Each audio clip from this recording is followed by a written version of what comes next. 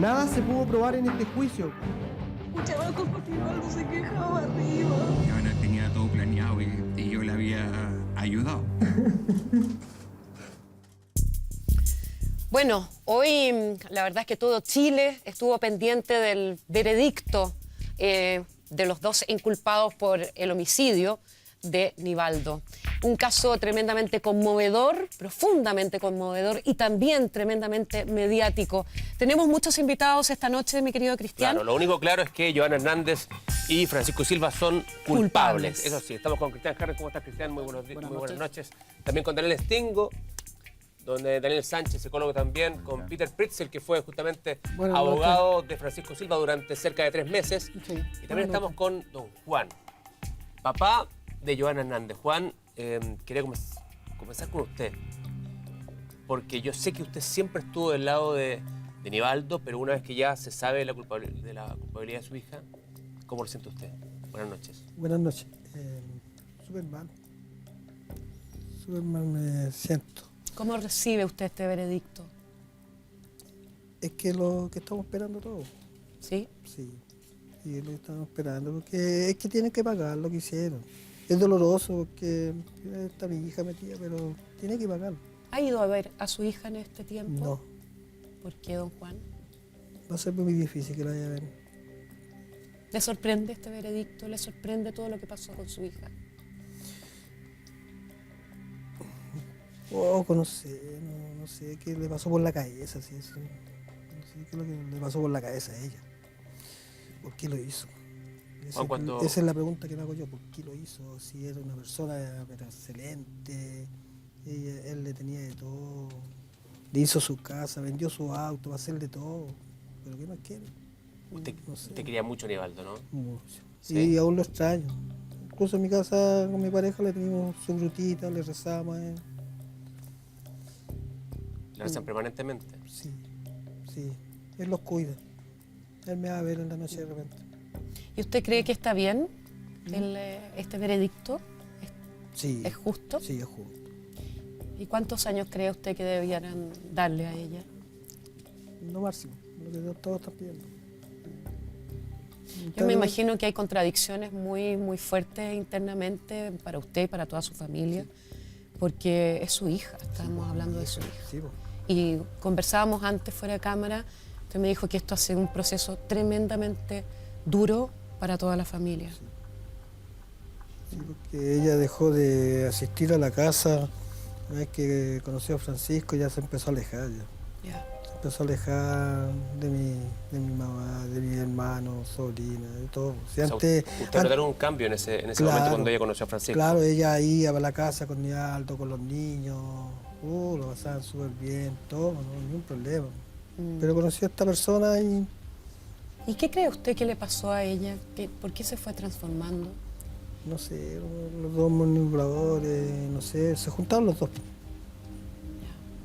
¿Pero usted cree que el móvil de este homicidio era como se ha especulado, la casa, por ejemplo, el auto, los bienes materiales? Sí.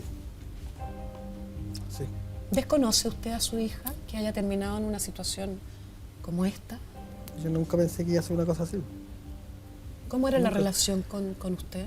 No, conmigo era excelente. Joana a mí me llamaba a tal hora para que me quedara con los niños porque ella iba a ir a estudiar o iba a trabajar. Yo dejaba mi actividad, pertenezco al folclore en Villa Alemana y partía para allá. Y me quedaba allá en la casa de ellos, cuando ellos salían. ¿Y cómo era Joana? Mire, allá yo no veía malos tratos, nada. Si yo no sé después que cuando uno se viene, no sé cuál es el trato. Yo lo que salió, todo ha sido por la televisión, lo que salió como la Joana trataba a Nivaldo. Pero para usted, desde que ella era chica, ¿nunca vio algún tipo de rasgo violento en ella? Yo sepa, no, porque me la crió mi abuela. Mi abuela me crió la Joana hasta los 10 años. Porque yo tenía que trabajar. Claro. Yo tenía que trabajar y ya a los 10 años se lo entregué a su mamá porque mi abuela ya estaba viejita ya no daba más, pues, ¿y quién me iba a cuidar la niña? Y cuando desaparece Nivaldo, ¿qué pasó por su cabeza, don Juan? ¿Tuvo alguna sospecha? Sospeché al tiro de mi hija. ¿En serio? Lamentablemente Sospechó de ella de inmediato. El primer ¿Por día qué? de caso. Porque ella tenía la llave de la casa. Y yo sospeché de ella. ¿Y tuvo miedo de que esa sospecha finalmente se convierta en verdad? Un poco. Porque de hecho usted también, me acuerdo, después, un par de días después de la desaparición, usted también nos contó que fue amenazado usted. Sí, ¿Quién lo amenazó? todo. Me fueron a buscar a mi colegio donde trabajo. Pero yo no estaba porque yo ya andaba en la búsqueda de Nivaldo con la familia. Porque yo desde el principio, cuando yo supe el día domingo, yo supe. Porque él se perdió el día viernes. Sí. El día domingo a mí me llamó mi hijo. Y me dijo, papá, Nivaldo Mauricio anda perdido. Y dije, ¿cómo eso? Sí, está desaparecido del viernes. Yo empecé a buscar números de teléfono hasta que me conseguí el número de un sobrino. Para comunicarme con Enzo. Y ahí me dicen. Y el día lunes yo fui para la casa arriba. Y en esa búsqueda, durante todos esos días, ¿usted conversa con Joana? No. ¿No le pregunta nada? No me llamó, porque antes, cuando me fue a buscar al colegio, me llamó por teléfono. Ahí me insultó de todo, me Ya. insultó. Y yo lo único que le dije, hija, se va a saber la verdad luego. Lo único que le dije. Eso le dijo. Yo le dije, se va a saber la verdad luego, hija. Y ahí yo tuve que ir a investigaciones porque eran amenazas. Yo tuve que ir a investigaciones. ¿Amenazas de qué tipo? ¿Ah? ¿Amenazas de qué tipo, Juan? Que me podía pasar cualquier cosa. Chuta. Así se lo dijo. Claro. Su hija. Joana se lo dijo directamente. Y eso fue doloroso, porque yo siempre, todo para ella, todo para mi hija. ¿Y, Lo que le decía. ¿Y a Francisco usted lo conoció? Lo vi una o dos veces nomás, pero yo le dije a mi hija, no, ese tipo no me simpatiza. Y ahí ya empezó ya más a alejarse más de mí, ya ni un contacto más ya. Les digo algo, hoy día en la mañana cuando estábamos transmitiendo en el matinal el veredicto, a uno se le apretaba la guata con lo que se estaba viviendo. Me imagino también lo que pasa con la familia de Nivaldo. Yo no sé, Daniel, si es que podemos también explicar qué fue lo que se sentenció. Sí, por supuesto. A ver. Básicamente, voy a tomar un poco los apuntes que tengo, contarles que a ella se la condenó por parricidio. El parricidio se entiende que es un homicidio a un pariente cercano, ¿no? Cónyuge, mamá, papá, hijo, etc. Más la agravante de alevosía, que es haber actuado sobre seguro, ¿no? La Fiscalía está pidiendo que no exista colaboración sustancial como una atenuante y sí se le reconoció la atenuante de irreprochable conducta anterior. Eso es básicamente. ¿Pero por y qué a no, Fra- perdona, Daniel, por qué no de manera inmediata no hay una sentencia? no, porque tiene que redactarse la sentencia y va a tener más de 50, más de 100 páginas esa sentencia redactada. Ok. Lo que vimos hoy día es básicamente ¿Y cuánto tiempo toma para la sentencia? Toma varios días, por eso que el jueves 16 de mayo Ya. va a ser, pero hay que redactarla, tiene que escribirla y es el ministro redactor el que se encarga. Y Francisco Silva fue condenado a homicidio calificado. Y homicidio calificado se diferencia del homicidio civil en que lo califica, por ejemplo, que se pague, que haya una recompensa, ensañamiento, etc. En este caso, lo que califica el homicidio como calificado es la misma alevosía. No en calidad de agravante, sino que califica el delito. ¿Por qué? Porque actuaron sobre seguro, ¿no? Lo durmieron, etc. Entonces, ese es el homicidio calificado. ¿Y cuánto sería la sentencia a tu juicio? A ver, lo que pasa es que lo que está pidiendo la Fiscalía es una cosa y lo que está pidiendo, aún con el veredicto ya dictado, los abogados defensores es otro. En el caso de Joana, la Fiscalía está pidiendo presidio perpetuo calificado, o efectivo, o sea, estar 40 años preso para ahí, en ese caso, poder pedir algún beneficio, que no te lo concedan, pero por lo menos 40 años preso, y ahí, cuando cumpliste los 40 años, pedir algún beneficio, por ejemplo, salida dominical, diaria, etcétera. Daniel, los quiero invitar justamente a revisar qué fue lo que dijo tanto Alejandro, el hijo de Nivaldo, como la hermana de Nivaldo después de este veredicto. Atención, miren.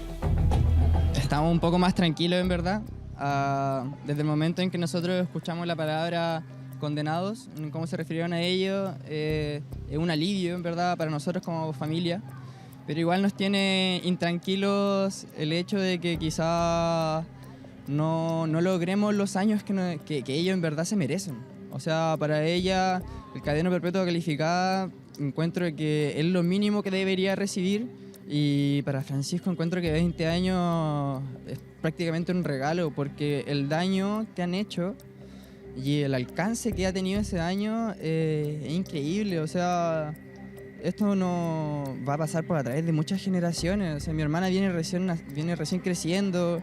Ella, si es que Francisco se va con 20 años, ella va a tener 28, lo que salga. Entonces, igual esa parte nos tiene un poco nerviosos y preocupados, pero tenemos fe y tenemos esperanza de que la justicia va a empatizar con nosotros y va a hacer lo correcto y va a tomar las medidas correspondientes con este caso. Un poquito decepcionada, nosotros queremos justicia para los dos iguales. Ellos usaron la tarjeta de crédito de mi hermano, es una usurpación. Él se estaba haciendo pasar a mi hermano. Tienen que ser justicia para los dos iguales. Sí, la familia, por lo que escuchamos ahí, no está conforme, Daniel. Lo que pasa es que tienen un temor, porque Porque uno quisiera que los dos estuvieran en la misma claro, lo que pasa condición. es que no son los mismos delitos. Pues si Francisco Silva fue condenado a homicidio calificado y ella a parricidio, como te decía yo antes, el presidio perpetuo calificado lo está pidiendo la Fiscalía, pero la defensa de Johanna está pidiendo presidio perpetuo simple. ¿Eso es 20 y 40? Claro, 20 y 40. 20 y 40 para pedir beneficios. No es que va a salir a los 20 y con calificado va a salir a los 40. A la perpetua es perpetua. El perpetuo es perpetua. Claro, para siempre. Y a la perpetua simple, a los 20 tú puedes pedir claro. que te revisen, ver los beneficios, si te has portado bien, si has hecho cursos, si has cumplido requisitos. Y la calificada son 40 años y a los 40 años tú puedes pedir beneficios. Ya, pero eso no indica nada que te los puedan dar. O sea, perfectamente podría ser que uno no te puede lo seguir den. para siempre. Podría claro. ser que no te lo den. Y Claro. es la perpetua efectiva. Sí. Entonces, claro, a ella le están pidiendo su defensa, presidio perpetuo simple. Y a él está pidiendo, por supuesto, presidio perpetuo calificado, pero la defensa está pidiendo presidio mayor en su grado máximo 16 años. Solamente 16 años, porque menciona las atenuantes. Entonces, la defensa de él está pidiendo 16 años, y imagínate, podría salir a los 8. Sí, Cristian, acá la familia también dice, la hermana, ¿no? Decía lo de la tarjeta de crédito. Sí, bueno, lo que espera la familia es que Johanna Hernández recién, si logra la libertad condenada a parricidio por 40 años de cárcel, podría salir en libertad cuando cumpla 72 años, recién, considerando la edad que tiene ahora, actualmente. Pero en este caso, ¿qué es lo que no ha considerado el tribunal? Por ejemplo, el uso fraudulento de la tarjeta de crédito. Eso No no olvidemos entiendo. que una vez que se comete el crimen, una vez que Nivaldo Villegas es asesinado por Johanna y Francisco, son condenados, por lo tanto, ellos, para la justicia, son los asesinos. Toman la tarjeta de crédito del profesor Nivaldo y además sacan dinero, cerca de 35.000 pesos, desde un cajero automático, simulando ser el propio profesor Nivaldo, con nuestra parca de color azul con unos reflectantes, para generar un despiste en las policías y simular que era el profe Nivaldo Villegas, el que estaba sacando este dinero porque se quería ir, en el fondo, de su entorno familiar y de Villa Alemana. Eso no fue considerado por la justicia, por lo tanto, eso en el fondo es un beneficio que se le entrega finalmente a Francisco y a Johanna frente a la posibilidad que le den cierta cantidad de años. Ahora, yo no sé, una de las cosas que a mí me llamó la atención también fue cuando ellos dos hablan, los inculpados. En 2 oportunidades. En 2 oportunidades, que es como el cierre de todo este proceso. Yo no sé si tú, Daniel, fuiste testigo de eso. En parte, sí. ¿Y qué te pareció cuando los escuchas a ellos? A mí me parece que el hijo de él, cuando habla, es una persona que está hablando desde el dolor y desde la pena. Qué potente él, ¿eh? Sí, pero Muy. Fíjate tú en la estructura del discurso de él y en la expresión, más bien en la conexión que tiene él mismo con lo que pasó. Es una persona que habla desde el dolor. Los culpables no hablan desde el dolor, no hablan desde el arrepentimiento. Hablan desde la escena que quiero montar para que efectivamente el otro sienta y piense que yo estoy arrepentido. Esta cosa de moverse, de los llantos son... Usted me va a disculpar, pero estamos hablando de su hija, ¿no? Sí, sí. Pero los llantos son como fabricados. No sé si se logra entender. Como que voy a hacer esto... Son fingidos. Voy a hacer esto para que tú creas que a mí me está pasando esto. Lo digo con el caso del hijo, porque el caso del hijo... Hay un dolor real que nosotros podemos todos vivenciar, lo mismo como habla ahora, habla con con una resolución súper... Pero Joana pide disculpas, ni siquiera pide perdón, como dice precisamente el hermano de Nivaldo. Sí, claro. No sé si tú... Lo que pasa es que en este caso, la oportunidad que ellos tuvieron de hablar voluntariamente, cada uno ocupó su propia estrategia, en el fondo dentro de su última posibilidad de hablar. Eso Y en el era. caso de Francisco, él apelaba directamente a una salida jurídica respecto a lo que estaba diciendo. ¿Por qué? Porque Francisco Silva habló respecto a las críticas que él tenía sobre la investigación que estaba haciendo la Fiscalía. Dijo que esto no fue planificado. Por lo tanto, eso le permitía a él buscar una menor pena frente a la sanción que se puede decretar por parte de la justicia.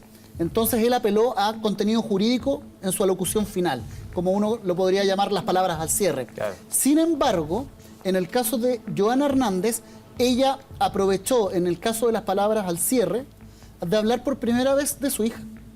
Hablar por primera vez de la hija en común que tiene ¿Qué fue lo con que dijo el profesor ahí? Nivaldo.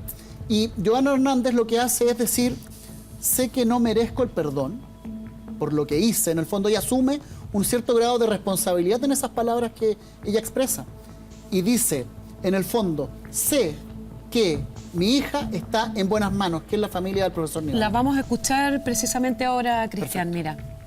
Sé que no soy nadie para pedirle perdón a la familia. Sé que no me lo merezco tampoco.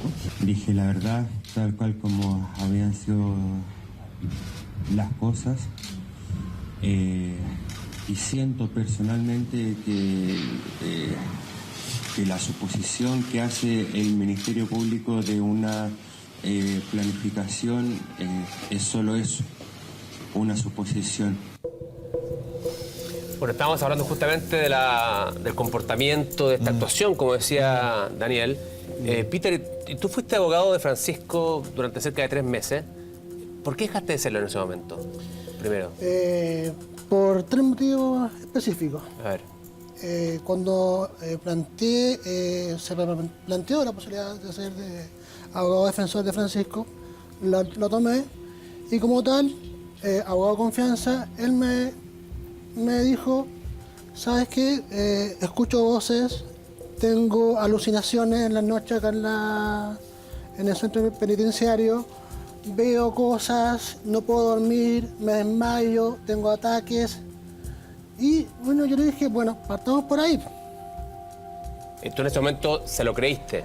Se lo ¿Sí? creí, pero se lo creí entre comillas, porque partamos por ahí, le dije, pero paralelo a eso, pedí autorización al Tribunal de Garantía de Vía Alemana en ese entonces para que un perito particular, psiquiatra, lo revisara. lo evaluara en el centro penitenciario de Valparaíso. Esas son a veces estrategias que incluso los mismos abogados podrían pedirle para que se declaren inimputados, ¿no? Claro, esa era la estrategia. De él. ¿Tú nunca le propusiste nada de ese tipo? No, él me planteó que pensaba esto, otro, y yo le planteé la posibilidad de, bueno, veamos esta parte, porque podemos obtener una inimputabilidad o una imputabilidad disminuida, en el peor de los casos, ¿ya?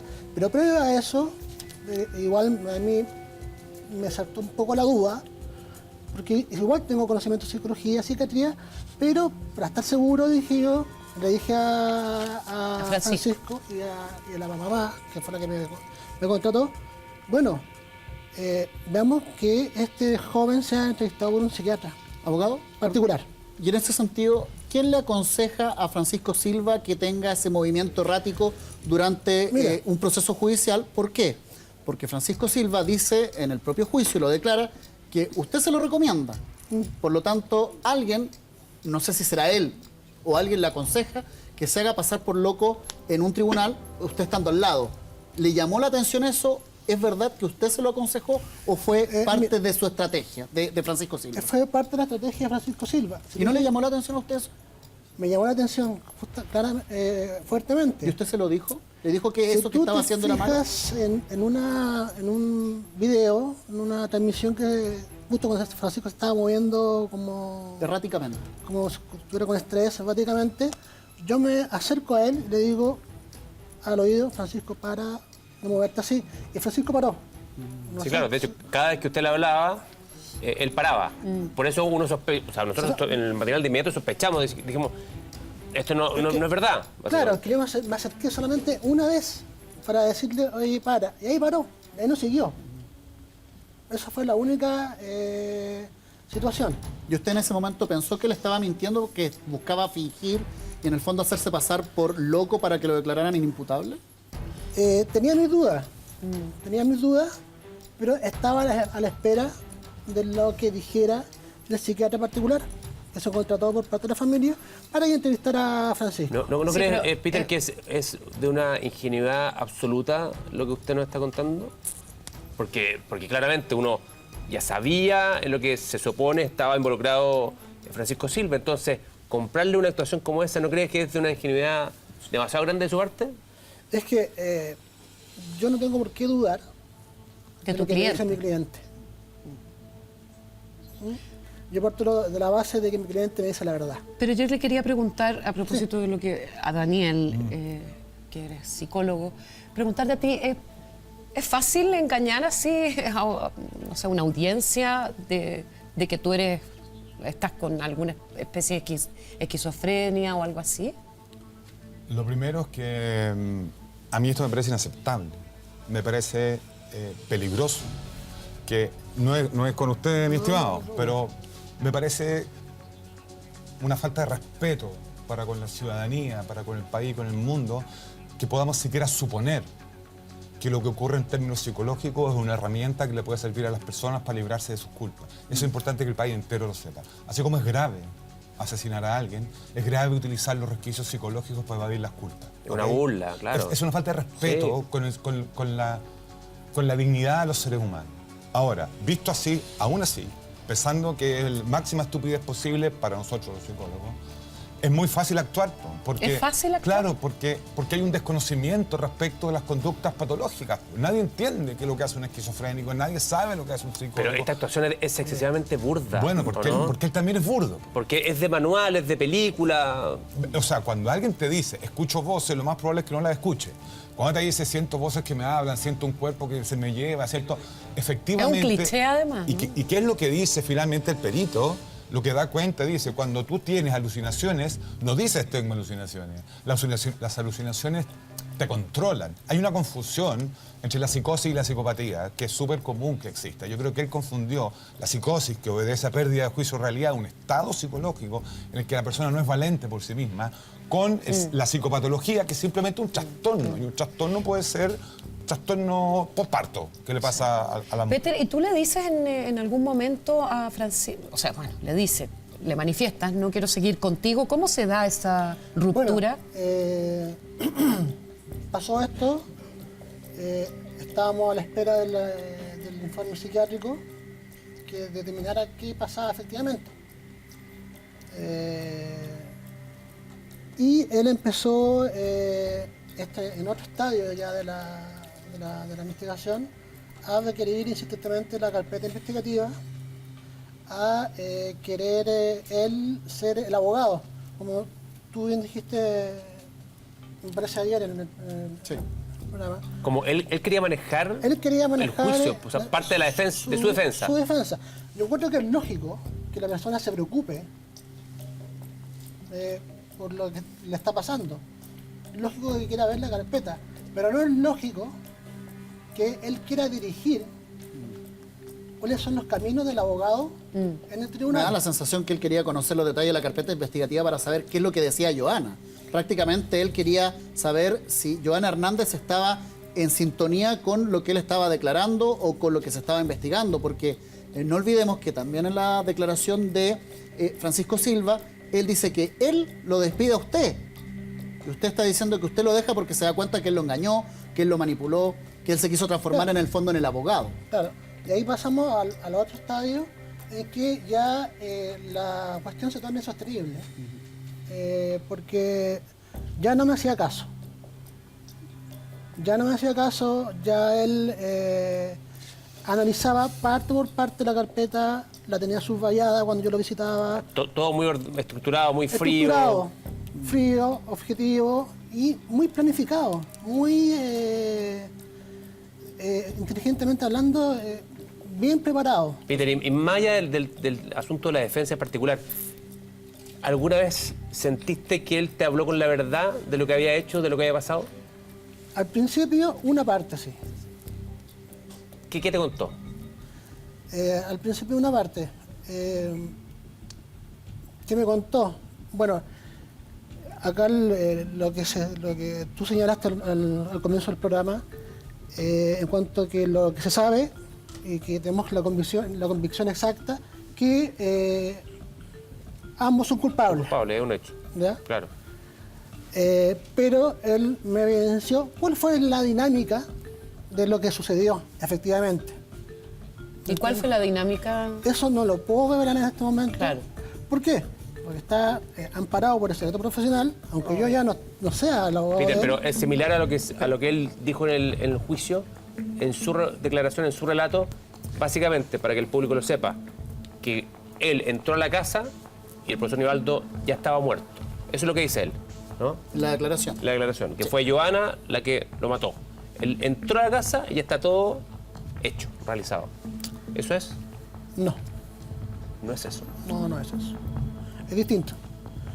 Pero como acabo de decir, no puedo dar mayores luces sobre eso. ¿Por qué? Está el secreto profesional y aún está pendiente este juicio. Pero abogado, Si usted bien puede es cierto, decir... se dicta sentencia en 6-7 días más. De esa sentencia, los abogados defensores pueden recurrir a la Corte de Apelación de Valparaíso o a la Corte Suprema. Pero de incluso. todas maneras, igual usted tiene una convicción respecto a qué fue lo que pasó y cuál habría sido la motivación. Porque en el fondo, usted ha hablado de que la motivación podrían ser dos.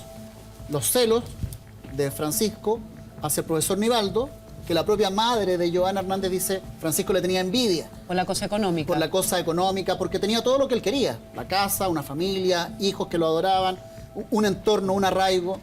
Y en el caso de Joana, la motivación era de que ella vivía una situación complicada con la tuición de la hija. Que en este caso, Nivaldo se iba a quedar con esa tuición y para ella fue la gota que rebalsó el vaso, el gatillante, para que ambos, con ese odio, por distintos motivos, planificaran y ejecutaran. Eso es. Sí, sí. O sea, hay varios motivos. El que tú acabas de decir. Lo económico, por un lado.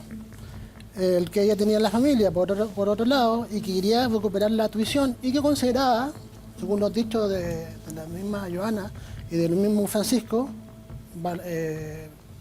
una, entre comillas, mariconada, la que le hizo Nivaldo, porque Nivaldo le quitó la tuición de la hija cuando ella estaba hospitalizada en Peñablanca por un intento de suicidio.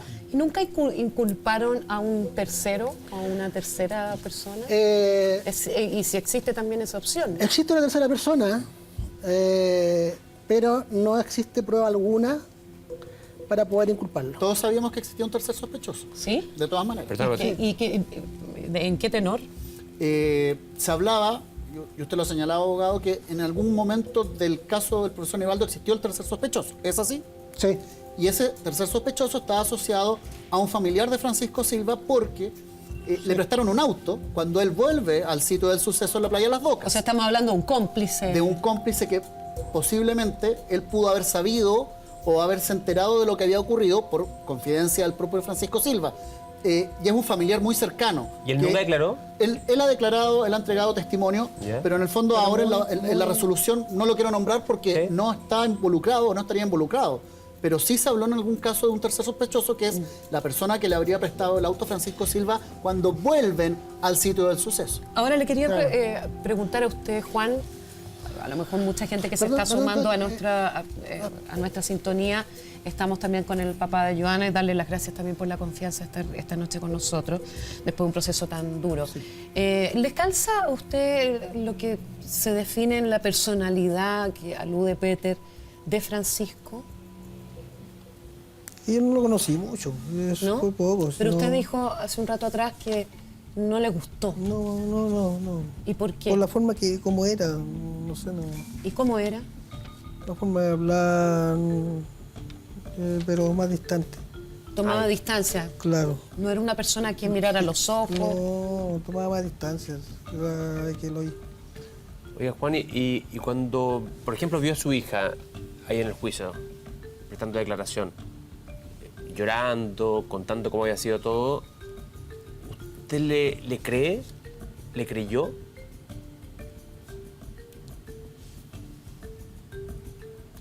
Nada.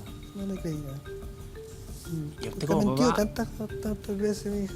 Ha mentido tantas veces. ¿Mintió No, antes, Sí, dice usted? sí. Antes de estos hechos tan Sí, dramáticos. Cuando empezó todo esto, cuando lo entrevistaron, no se le notaba nada a mi hija. Yo decía, ¿por qué no dice la verdad? Si yo lo único que quería que dijera la verdad. O sea, también le quiero preguntar con respecto a estas declaraciones, porque la mamá de Joana, su exmujer, también habló.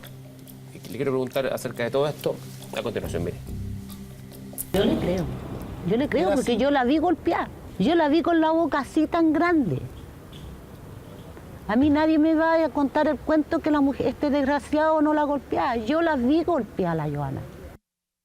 Cuando fueron a buscar a la Joana los detectives, que llegaron con metralleta, llegaron Fuerza 8, yo todavía creía que mi hija era inocente.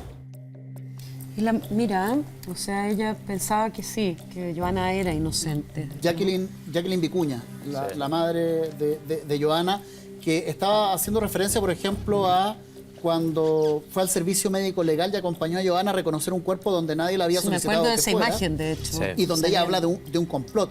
Qué increíble cómo un padre y una madre de una misma persona piensan distinto y creen completamente respecto a las personalidades y a las culpabilidades, en este caso de Joana Hernández, porque acá la mamá también hablaba de algo súper puntual. Le da la responsabilidad completamente a Francisco Silva, porque él la golpeaba, por lo tanto, Joana tenía miedo y por eso participó de eso. Eso es real. Eso habrá sido real. ¿Que Francisco golpeaba a Joana? Yo solo supe por la televisión, no tenía idea. ¿Qué es lo que Claro, dice su mamá? Claro, lo que dice Jackie. No tenía idea, nunca me dijeron nada.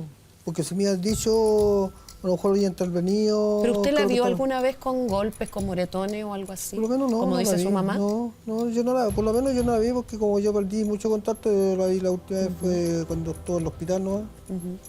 Y ahí no la vi más, pues no sé después. Y usted, Juan, con respecto a estas declaraciones de la mamá de Joana, ¿usted las cree totalmente o usted cree que ella está intentando protegerla cuando dice, yo la verdad es que siempre pensé que era inocente hasta ahora al final? Siempre la creí. No sé lo que piensa de Jacqueline, lo que dice ella, no sé, no. Como es poquito el contacto que tengo con ella, no. Don Juan, lo que pasa es que Jacqueline, su ex señora, es la única familiar de Joana Hernández que la ha ido a visitar a la cárcel. Es la que ha recibido las cartas, por ejemplo, una carta que le escribió a su hijo mayor, a su nieto. Y ella está ahora peleando por la tuición de los hijos de Joana Hernández, para ella quedarse con la custodia. Y me imagino que hay un temor ahí detrás también, respecto a qué es lo que puede pasar con esa administración de los hijos. Hablo de administración porque queda con la custodia en el fondo. Me imagino que hay un temor detrás suyo respecto a lo que pase con sus nietos, que son los hijos de Joana. Sí, porque no quería que te dieran entrevistas, mis nietos tampoco, no querían verme en la televisión. Pero yo quería desahogarme. ¿Usted quiere desahogarse? Quiero desahogarme y decir lo que yo realmente siento. ¿Qué es lo que siente, don Juan? Siento mucho dolor, mucha frustración. ¿Por qué lo hizo? Eso es lo que yo siempre me voy a preguntar. Sí. Bueno, de hecho, a usted lo ha enfermado. Sí, por supuesto. Ahora recién vengo del hospital de acá de Santiago, que me llevaron. Me inyectaron y me pusieron ¿Qué le fue pastillas. pasando? Son muchos dolores de cabeza. Ya. Porque incluso pedí permiso ayer en el trabajo. Es que es súper estresante por todo lo que le ha pasado. Claro, yo fui... Perdón, disculpe. Síganos, no, por favor. Así que me llevaron ahora al hospital, pues. Porque yo pedí permiso en mi trabajo, porque yo ya ahí le envié a alemana. Como tenía un compromiso con otro medio, fui y ahí me llevaron al hospital. ¿Y qué le dice la gente en la calle, don Juan? ¿También lo ha pasado mal desde esa perspectiva? No, tengo harto apoyo. Qué bueno. Tengo harto apoyo de los alumnados, de los apoderados también, porque cuando me vieron llegar, porque estuve 7 meses con licencia, me abrazaban, los apoderados también, estaban contentos, estaban todos contentos. Pero se siente mirado, porque uno se da cuenta cuando uno pasa y uno siente los ojos acá o el cuchicheo. ¿Le pasa eso? Sí. Sí. Hay gente que yo no conozco, me para en la calle, me dice harta fuerza. Claro. Estamos con usted, porque ya me conocen, por lo menos en Villa Alemana me conocen todos. Porque no debe ser fácil cargar con todo esto, Daniel. Para nada, es difícil, complejo, el organismo está ya expresando lo que siente. Además, a mí me parece que una cosa es ella, ¿cierto? Con lo que puede representar para cada uno de nosotros, y él también. Y otra cosa es el papá de ella. Y lo que yo debo pensar allí es ponerme en la situación del otro y decir, yo necesito mirar a esta persona y entender en él qué le está ocurriendo producto de lo que le está pasando a la hija. El papá que probablemente poco tiene que ver en esta situación. Como ese cuchicheo que decías tú, Cristian, esa mirada, esa apuntada, debiese ser una apuntada, como dice usted, muy bien, estoy contigo porque debe ser difícil como papá. Sí, claro. Es difícil como papá. Pero no todo el mundo es tan empático y se pone en ese lugar. Por supuesto, por eso es necesario que entendamos que este fenómeno o este hecho que acaba de ocurrir, ocurre con ellos dos y sobre el profesor. Cuando nos preguntamos por qué al profesor, por qué a él, no es una pregunta que hay que hacerse por el profesor, hay que preguntarse por ellos dos. Porque puede haber sido el profesor, puede haber sido Juan, Pedro, Diego, ¿me entiendes? ¿Por qué le hicieron esto a él? Yo creo que a él hay que sacarlo un poco de la pregunta, entender lo doloroso y lo terrible que fue todo, pero preguntarnos por qué ellos hicieron esto, independiente de con quién sea. Y lo hacen porque efectivamente tienen un perfil continuo en el tiempo de personas que están trastornadas. No son locos. Los locos no pueden vivir el juicio en la realidad, no tienen vidas normales. Un loco, un psicótico, o como ustedes quieran llamarlo. Pero estas personas no son locas. Pero en ningún minuto, tienen una vida absolutamente normal, pero algo gatilla en ellos que pierden el control. Y pierden el control a toda costa, llegando Pero algo premeditado, planificado, sórdido. Es tan poco para este tipo de personas lo que les importa el mundo.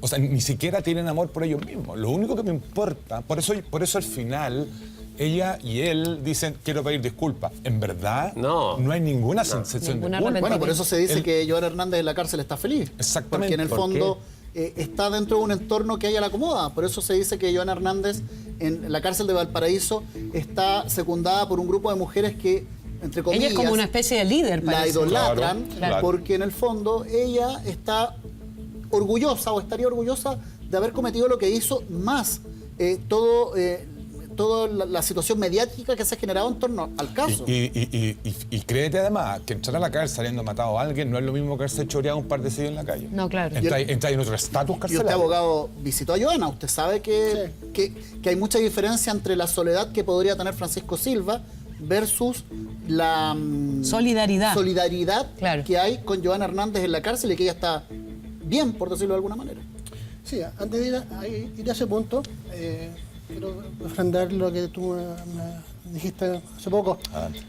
Cuando uno toma la defensa de una persona, privada o no privada de libertad, uno como abogado tiene la obligación de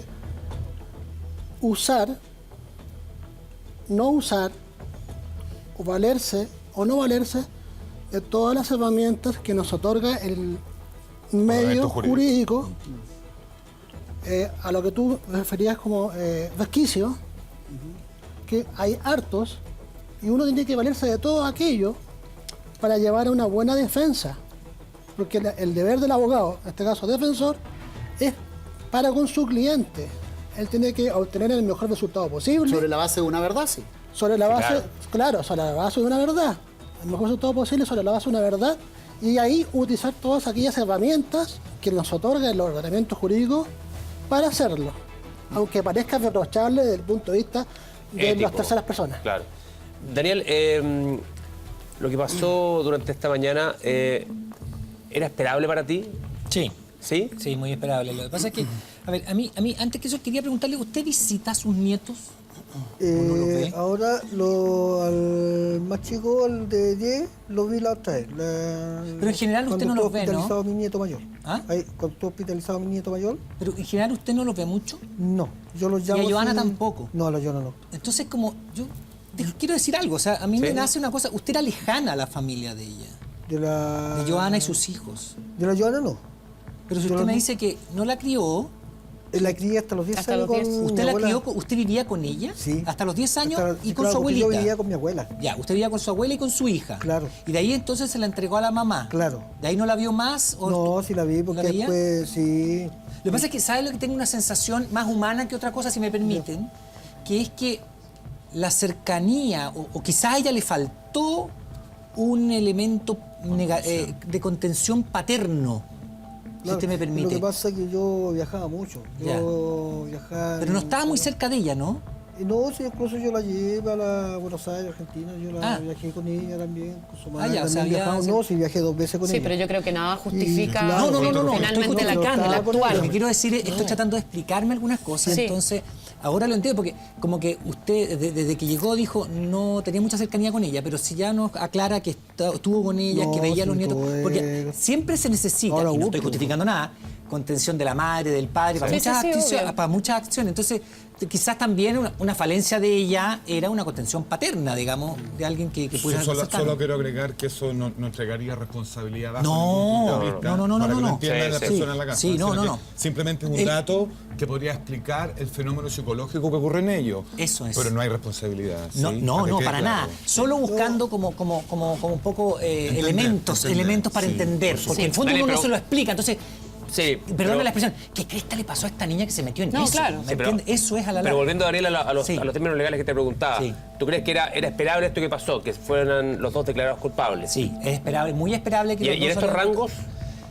También era esperable los rangos. Lo que Ya. pasa es que, y aquí hay una Cristian planteó algo que era muy cierto, que la condena no involucró Con la tarjeta de- se descartó el uso fraudulento de tarjeta de débito. Pero eso no lo entiendo. ¿Por qué? ¿Por qué se descarta? Me quedé un rato porque Sí. quería contestártelo. La verdad es que el ministro redactor del fallo señaló que esto fue descartado porque la fiscalía no lo puso bien en la acusación. La fiscalía. La fiscalía. Entonces, si la fiscalía no lo pone bien en la ¿Y qué es acusación. ponerlo bien en- O sea, para decir, entender? yo vengo a acusar a esta persona por el delito de homicidio, de parricidio, etcétera, y por el delito de uso malicioso o fraudulento de tarjeta de débito. Ya, pero perdona, eso es un error, es un olvido, Sí. es negligencia. Sería ¿qué? un error de la fiscalía en opinión del tribunal, de esos 3 jueces, porque además acuérdense que fue unánime todo. Entonces, por lo tanto, ellos tuvieron que descartar ese delito y no Ya, lo pueden ver. ¿Y qué pasaría si no lo hubieran descartado, Daniel? Bueno, podría ser que la defensa hubiera pedido ultra petita, que es decir, el tribunal se pronunció sobre cosas que la fiscalía no le pidió, por lo tanto, anúlenlo. Ya, pero- Imagínense ya, lo que pero podría haber pasado. En el caso que lo hubieran estimado, que Sí. lo hubieran hecho bien. Claro. Si lo hubieran hecho bien, si la fiscalía Ese uso hubiera hecho- fraudulento son 5 años de cárcel. No, o sea, podrían llegar a ser 5 con años de un cárcel. máximo de 5 Ya. años, sí, podría ser menos, 3, 2, pero también aumenta la Y pena del sumando, otro. claro. Claro, asumiendo. Entonces, en este caso, la fiscalía habrá que preguntarle a la fiscalía qué pasó con este uso fraudulento de tarjeta de débito que no estuvo bien en la acusación, por lo tanto, el ministro redactor dijo que los tres jueces habían descartado ese delito. Pero ¿sabes qué es lo más importante dentro de esta resolución? Que acá se empezó a especular ya, señalar muchas situaciones asociadas a que era muy importante saber quién mató al profesor Nivaldo, es decir, quién tomó el cuchillo y finalmente termina dando muerte a Nivaldo Villegas. Y lo valioso de esta resolución es que acá no importó quién tomó el arma homicida Es verdad. y en el fondo asesinó al profesor Nivaldo, porque acá la fiscalía estableció un principio de que ambos lo planificaron, ambos lo ejecutaron. Y lo dijo, de hecho, el abogado defensor, el actual abogado defensor de Francisco. Era fantasioso pensar que ambos, cada uno con sus manos, empuñaban un arma y No, mataban claro. al profesor Nivaldo. Ahora- Por lo tanto, acá, Katy, lo que hay es un principio. Sí. Los dos son culpables, los dos lo asesinaron, los dos lo pensaron. Los y fiscales- los dos Lo que da ejecutaron. pena, lo que da pena y es lamentable es que las penas, valga la redundancia, no van a ser exactamente iguales para los Es dos. que es porque ella era la señora. Acá hay un agravante que tiene que ver No con es el malo, parricidio. es que no es malo, Katy. Perdona que te Ya, a interrumpa. ver. No es malo. ¿Sabes por qué? Porque No, es no, más porque- grave matar a un pariente que matar a un tercero, po. Dame un Sí, segundo. sí, punto. Por favor, danos un segundo, Daniel, quiero que nos explique justamente eso. ¿Por qué no es malo? ¿Por qué no sería raro que pase eso? Lo vamos a hacer a la vuelta a la pausa.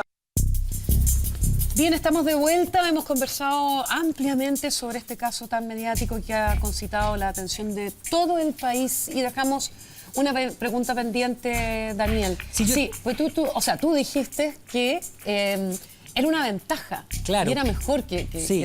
el veredicto. Y quiero que o la mi sentencia colega me fuese corrobore distinta. o me corrija si estoy mal. ¿Sabe por qué? Porque independiente de este caso, el delito de parricidio es considerado por la legislación chilena como el delito o uno de los delitos más graves que existe, porque es atentar contra la vida de un pariente, de tu mamá, de tu hijo, de tu cónyuge. Entonces, por eso tiene una pena más alta. El homicidio calificado, obviamente, porque tiene, lo dijimos hace un momento, digamos, tiene esas agravantes o calificaciones metidas como hacer sufrir más a la persona, alevosía, etcétera. Pero ¿por qué tú dices es que es mejor que sea así? porque es mejor, porque consideramos como sociedad ¿Ya? que el atentar contra tu cónyuge, tu hijo, tu mamá, tu papá, es más grave y tiene que ser más sancionado Entiendo. que otro tipo de delito. No sé si colega si opina como... Sí, similar. Mira, lo que pasa es lo siguiente. Como tú dices, en el parricidio hay un vínculo parentesco. Sí. Y por lo tanto es mucho más grave darle muerte al cónyuge, al papá, a la mamá. Y se configura todo ese aparataje que es el parricidio, que es uno de los delitos más graves de nuestro ordenamiento jurídico. Y el otro que también es grave, no sabemos grave tampoco, al homicidio calificado, pero que el homicidio calificado no va contra la acción de matar, no va contra contra una persona que sea pariente, sino que contra un tercero ajeno. ¿Por qué acá no se agrava una vez que descuartizaran el cuerpo? Ah, buena pregunta. Eso es. Lo que pasa es que en Chile no se considera después de la muerte que haya un delito con un cuerpo. O sea, el cuerpo no tiene... Porque, bueno, pero es una discusión... Porque ya está muerto, básicamente, Exactamente. ¿no? Es una No tiene discusión vida. que se ha dado... Mira, si tú me permites, hay una discusión ahora, la ley que está en la ley Nivaldo, ¿cierto? Sí, claro. Yo lo encuentro Y es espantosamente dramático. Pero a mí me gustaría que alguien me dijera cuál es el bien jurídico que se protege con esa norma que se está tratando. Yo no la descarto, pero tampoco... todavía tengo una discusión en la cabeza si es que es realmente necesaria. Bueno, porque la gente tiene, independiente que haya fallecido, dignidad y derecho, independiente que haya fallecido, que es lo que pensamos todos como sentido común. Sí, claro. El punto es que legislativamente hablando, en el Congreso, yo no veo diciéndole cuando un diputado converse con otro o se presenta la ley, dice, ¿cuál es el bien jurídico que queremos proteger? No hay. Es un muerto. Sí, pero es la dignidad también de la familia y de su entorno. Entonces tú me dices la familia, lo sacamos del cuerpo de la persona que falleció a la familia, ¿cierto? Resulta que si el occiso, el muerto, no tenía familia... Bueno, pero también el muerto y el fallecido tiene dignidad y No, derechos. no tiene dignidad un cuerpo de una persona que murió. Lo que pasa es que la justicia Para tiene que nuestra actualizarse también. Legislación. Para nuestra Para nuestra legislación, Para nuestra legislación. el hecho de profanar un cuerpo, entiéndase en este caso de descuartizar un cuerpo, ya que ya está... el cuerpo es considerado como una cosa. Por tanto, tiene una sanción menor, mucho menor. Siquiera alcanzaría faltas. Una sanción que está contemplada en el Código Sanitario. Ya, pero, tema sanitario. pero ustedes, El señores tema abogados, sanitario. ¿no les hace sentido que a uno le cause estupor al menos que sea así? Obviamente que sí. Si somos humanos. ¿Cómo? Lo que pasa es que no, pues que está bien. A ver, Yo entiendo la ley. Sí, pero pues yo no estoy diciendo que yo no choca. sienta que choca que alguien lo descuartice. Si lo que estoy tratando de explicar es la cosa jurídica, por favor. Sí, no, O sea, no, está bien, soy sí, el sí. mensajero, Lo sé, no lo sé. que yo opine. No, está bien, no. Para la legislación chilena, como muy bien dice el colega, el cuerpo de una persona muerta no hay delito, no hay el descuartizarlo o quemarlo o hacerlo lo que sea.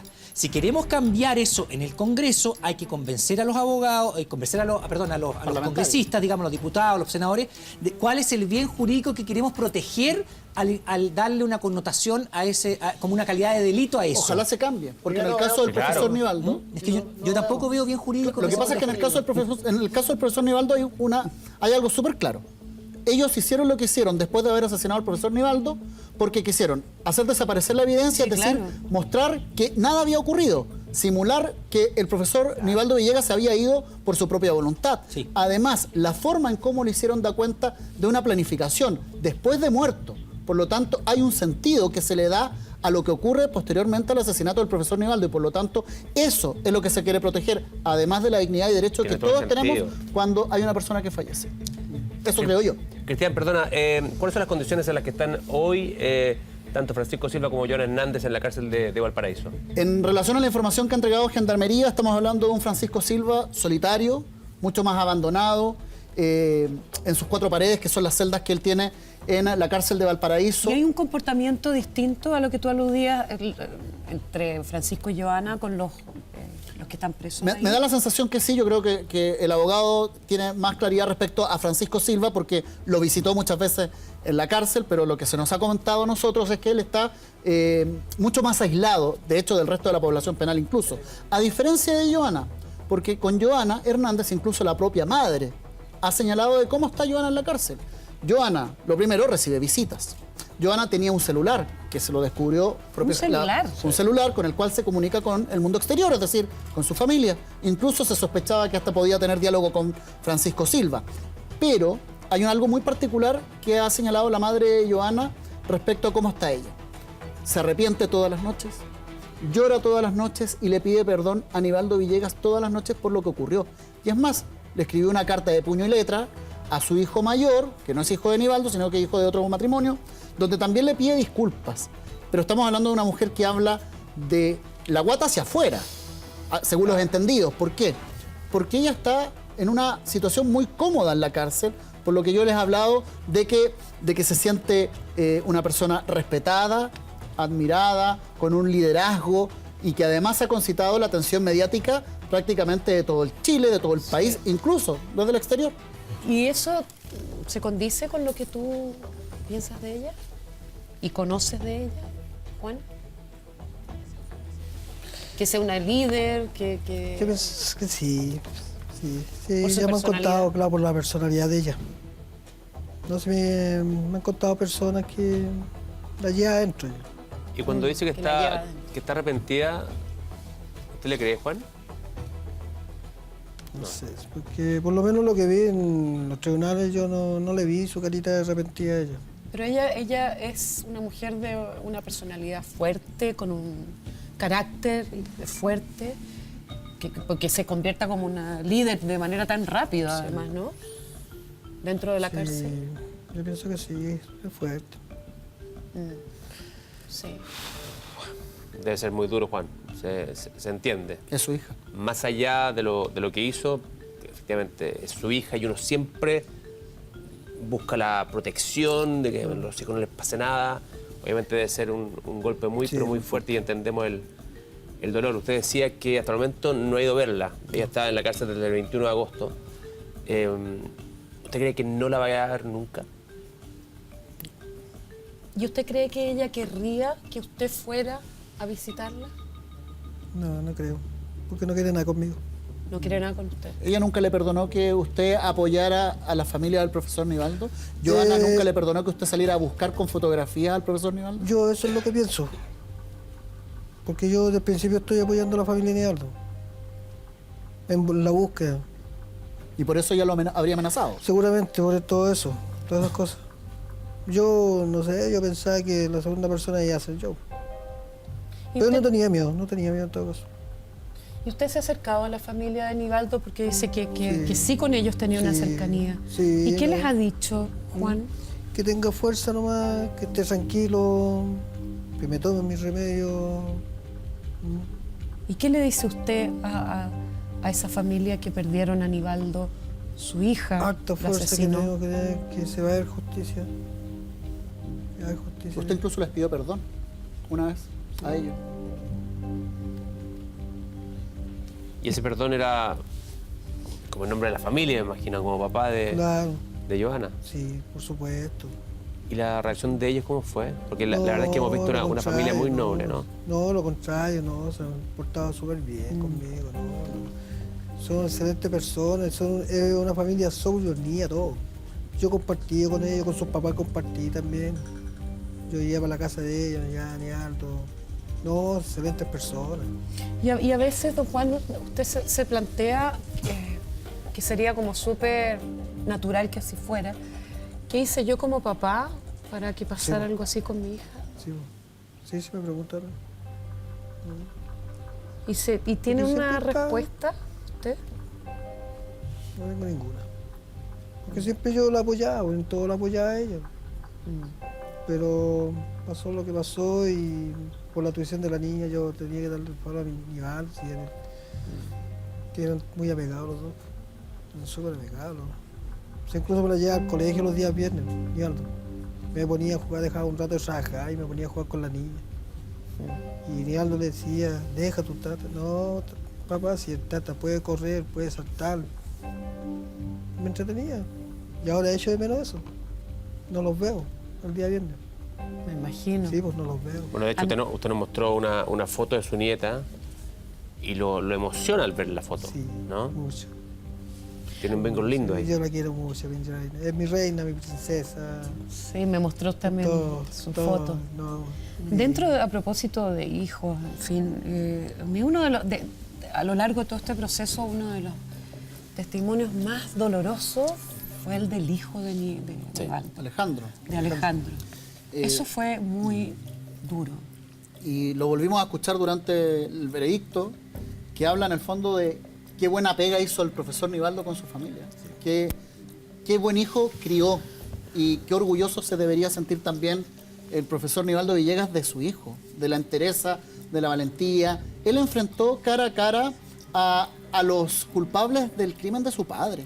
Los miró, los apuntó, los identificó y en vez de exigir con rabia y con justo derecho que pagaran y que se pudrieran en la cárcel, él dijo, yo lo único que quiero es caminar tranquilo junto a mi hermana por la calle. Vamos a seguir con esta interesante conversación, pero usted tiene una misión que hacer porque tenemos que separarnos solo por unos segundos y ya regresamos inmediatamente aquí a No Culpes a la Noche.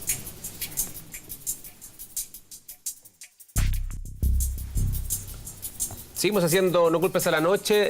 Le quería preguntar a Daniel, Cristian, con respecto a este caso, ¿qué es lo que viene ahora? Se supo el veredicto, pero ahora... La sentencia. ¿Qué pasa? La sentencia, el próximo jueves 16 de mayo, a las 13 horas, los jueces van a leer la sentencia, debe tener varias páginas, ¿no? Más de 50, más de 60, más de 100 incluso puede ser, y van a decir la condena efectiva de cada uno de ellos, ¿no? Si son 40 años, si son algún tipo de pena, las agravantes que van a aplicar, porque ahora fueron solicitadas por la Fiscalía, fueron desechadas por los abogados defensores, o sea, ahí va la sentencia misma. La sentencia misma. Quiero...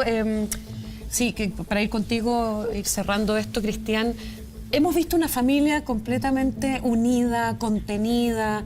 Eso habla del profesor Nivaldo, ¿no? De su persona, de cómo la gente también, sus compañeros de trabajo lo querían, sus amigos. La verdad es que gracias a ese tesón y ese compañerismo, también yo creo que se ha llegado a una sentencia justa de alguna manera, ¿no? Que es la búsqueda de ese principio que tanto buscamos muchas veces, que es la justicia.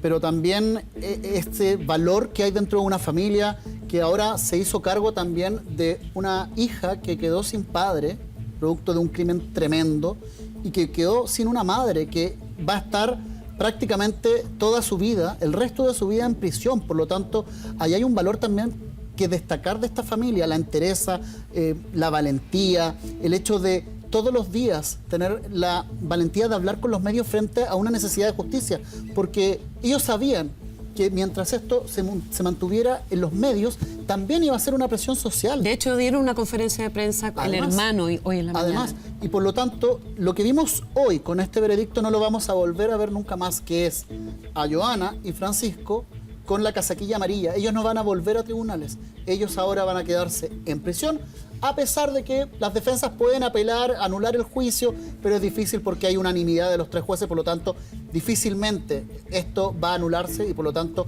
la sentencia va a ser condenatoria. Esperamos que los años también sean justos y satisfechos para la familia, que los deje tranquilos, que los deje en paz. Hay que esperar entonces una semana más para esa sentencia, ya veremos qué es lo que pasa, pero en todo caso a la familia le queremos mandar un abrazo gigante. Hablamos justamente de lo que sentíamos nosotros al estar viendo y presenciando este veredicto ayer en la mañana, y la verdad es que a uno se le apretaba la guata, uno dice, esto es demasiado importante. Me imagino la importancia que tiene para la familia que ha vivido 8 meses terribles, pero que han estado ahí estoicos en búsqueda de justicia. Así es. Les queremos dar las gracias a todos. Don Juan, que esté muy bien. Placer compartir con ustedes. No pierda la esperanza que así va a ser. Y gracias Peter, gracias a los dos Daniel, y a ti Cristian como siempre. Nos vemos. Que estaremos viendo en el matinal. Así es. Así es. Y a nuestro público, gracias por estar ahí. Chao, buenas noches, gracias.